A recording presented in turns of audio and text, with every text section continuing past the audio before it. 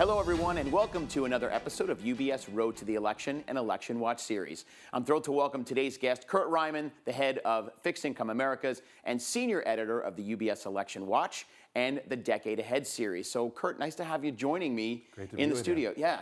So we're at this point, we're just less than 2 weeks away from the general election, but we know that many folks have already had access to early voting and mail-in voting. So the voting is already started. We're seeing lines wrapping around blocks and buildings for the various candidates. But it's a tight race. No matter what we say, you look at the polls, we're going to get into that in a moment too. It is tight, essentially 50-50. So just give us kind of like the thoughts from the Chief Investment Office and you and your office when you look at the results, when you're looking at the polling, when you're looking at past elections. What can we expect here? Yeah, so as you say, it's really a nail biter.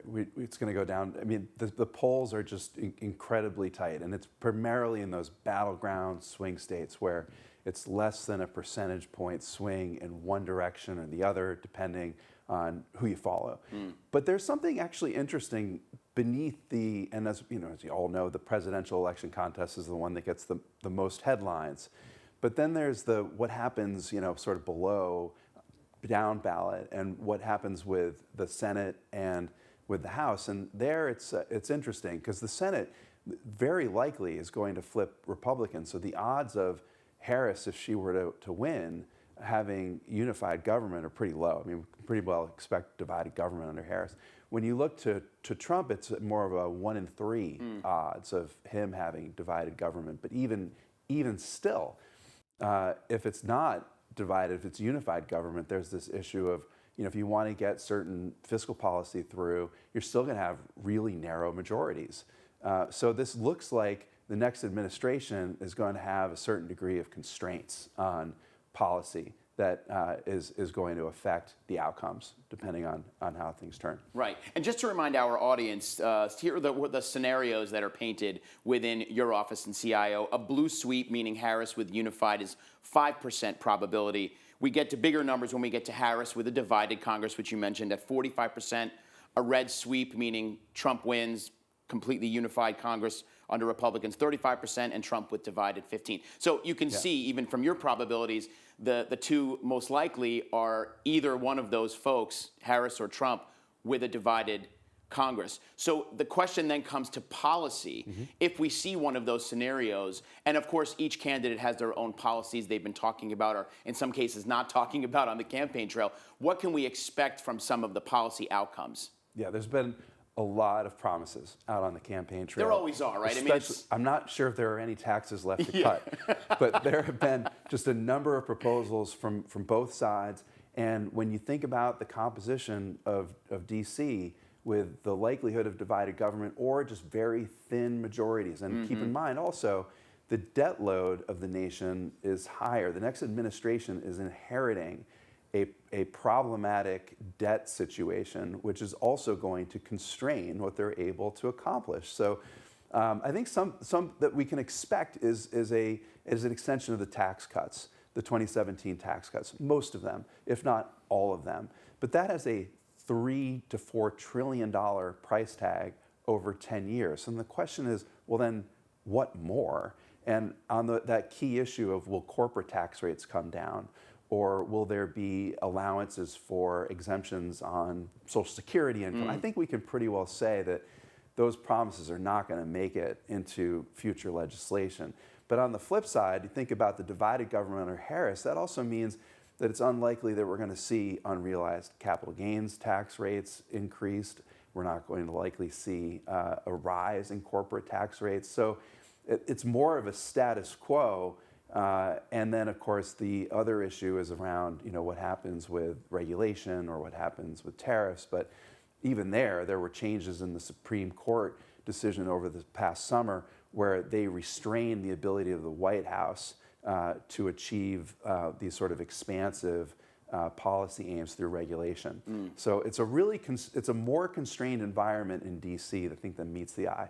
Yeah, what's fascinating and maybe most disturbing, I think, for a lot of us is that there is so much information and misinformation, and that you can't really know where to look for all this. So thankfully, folks like you are doing a yeoman's job of compiling as much of the information that we need to be informed when we go to the polls or whether we're early voting. So but there's so much to be considering, and like you said, there's also the down ballot elections to be considering. That's right, and thank you, by the way. It takes a village, so it's it's a whole team. It's an all of CIO effort to bring these insights to clients, and we're grateful for everybody's readership and their trust in us to deliver something that is nonpartisan, that is objective.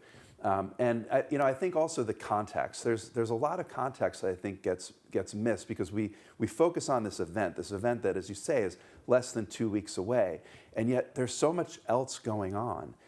You think about the fact that the Fed is making policy rates less restrictive because they think that the inflation fight has mostly been won.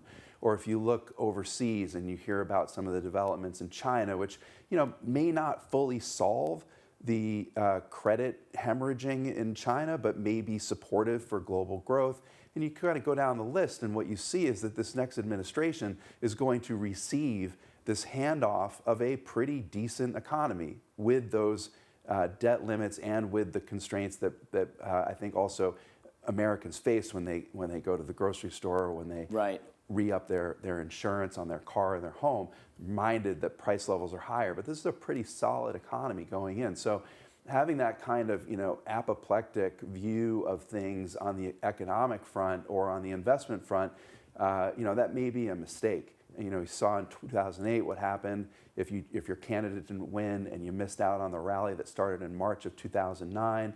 The same thing happened in 2016. So I think having that kind of cautious advice that the CIO leads with of don't mix politics with your portfolio, I think has been a proven and time-tested sort of view that we can put forward. Right. We haven't been shy as a firm, and especially within the Chief Investment Office that we both sit in, to say exactly what you said. Vote at the polls, not with your portfolio, right? And also, we also haven't been shy to say, work with your financial advisor to make sure that you are set for whatever volatility there may be, because there is a chance of a contested election. It seems likely that we would get some kind of delay in results. Even with 2020, when Biden ultimately won it, we didn't know until that weekend, because Pennsylvania did take a long time, as it usually traditionally does, to count all the ballots. So we may have a few days. But if you go back to 2000, when it was Bush versus Gore, we had 5 weeks of unknowns because they had to recount everybody in Florida, and the S&P did drop almost 8% between Election Day and the end of the year. So it is the best advice to stay in it and work with your FA to make sure that you're prepared for any kind of volatility that could potentially arise. I think that's right. You think about a contested election. We had one if you think about the 2000 example that you raised. Equities were down 8 to 10%. But then everything kind of was also in the context of, at the time, the tech bubble was also kind of being questioned, and it was sort of the beginning of the fraying, the pulling of the string of that episode. So, attributing that it was all about the election, it may have actually been something else. Here today, as you say, this is a tight election. We've seen tight elections like this in the past. I think that expecting a different outcome, meaning that we go to bed on Tuesday night and we know who won. I think that's those days are long gone. I think it may happen if the polls have systematic error. Then we may find out who the winner is. It may result in an electoral college landslide. But if the polls are right, we may be waiting for days. We may be waiting for weeks. There could be recounts or there could be lawsuits. Understanding that going in, and then structuring your portfolio, maybe making some tactical adjustments. We like gold, for example, with a price target of 2,900 next year. Gold's done very well this year. We like defensive utilities. If you think about that, it's a stable dividend payer, but also has the benefit of high demand from artificial intelligence. So it's kind of got an interesting growth story, even though it's seen as more of a stable sector. So there's things that you can do in the portfolio maybe to get ready for the election, but sticking with your strategic asset allocation is really the best advice. Yes, exactly. Thank you, Kurt. So one of the things I want to ask you as we're wrapping up, the latest version of the Election Watch publication you titled The Bottom Line. Yeah. In my own estimation, I can guess why you titled it that, but tell our audience what the meaning of that title is here, as we're, as you said, less than 2 weeks to go before the election. Yeah, I think it comes back to everything that we've been talking about today. We don't know the outcome, but we know there's an election coming, and we know what the potential scenarios are, and we've thought about it. We've considered what the policy implications may be. Again, a lot of constraints on policy in the next administration, whether it's the composition of Congress or the fact that we have these high debt loads. Those are factored into our views together with Fed policy, other macro considerations like the decline in inflation, thinking about the debt load and the impact that has potentially on interest rates and the global environment. And so the point is not to think about how could the election impact everything that we think about in the investment world. It's rather, how does the election sit together with everything else that we consider, and what should we do? And so we've contextualized our investment views with some thoughts about the election, and that is our bottom line with less than 2 weeks to go.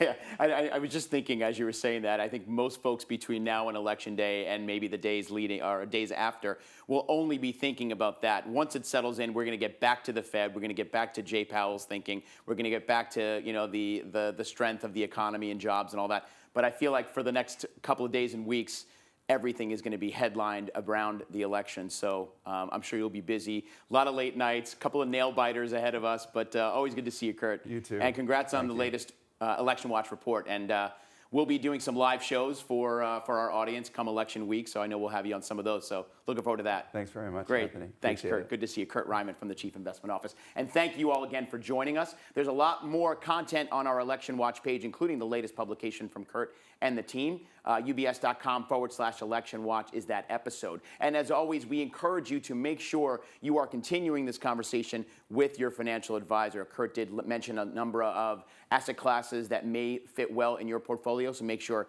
you're having that chat. So until next time, everybody, I'm Anthony Pastore. Have a great day, and we'll see you soon.